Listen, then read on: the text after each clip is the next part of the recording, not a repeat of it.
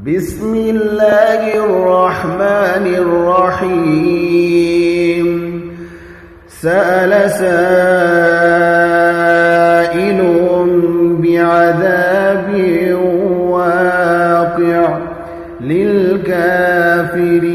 ليس له دافع من الله ذي المعارج تعرج الملائكة والروح إليه في يوم كان مقداره 50,000 سنة فاصبر صبرا جميلا إنهم يرونه بعيدا ونراه قريبا يوم تكون السماء كالمهل وتكون الجبال كالعهن ولا يسأل حميم حميما يبصرونهم يود المجرم لو يفتدي من عذاب يومئذ ببنيه وصاحبته وأخيه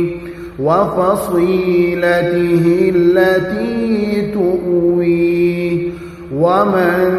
في الأرض جميعا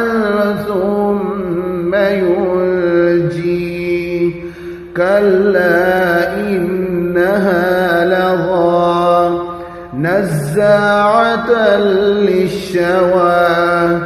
تدعو من أدبر وتولى وجمع فأوعى إن الإنسان خلق هلوعا إذا مسه الشر جزوعا وإذا مسه الخير منوعا إلا المصلين الذين هم على صلاتهم دائمون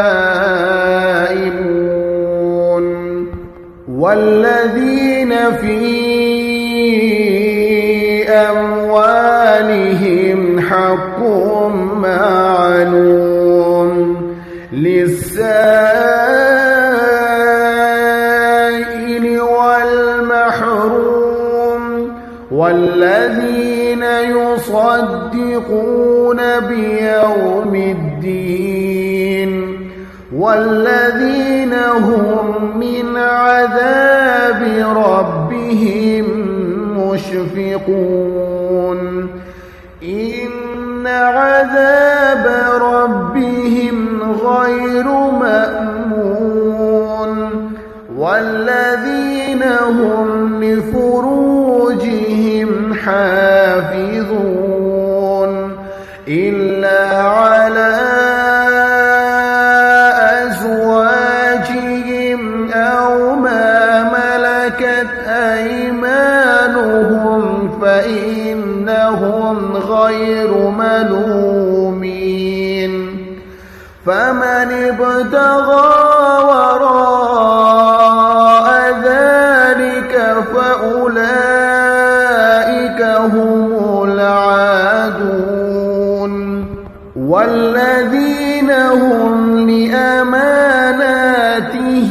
وعهدهم راعون والذين هم لأماناتهم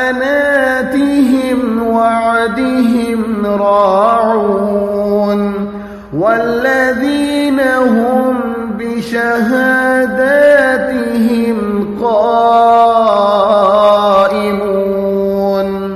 والذين هم على صلاتهم يحافظون أولئك في جنات مكرمون فما للذين كفروا قبلك مهطعين عن اليمين وعن الشمال عزين أيطمع كل امرئ منهم أن يدخل جنة نعيم كلا إنا خلقناهم مما يعلمون فلا أقسم برب المشارق والمغارب إنا لقادرون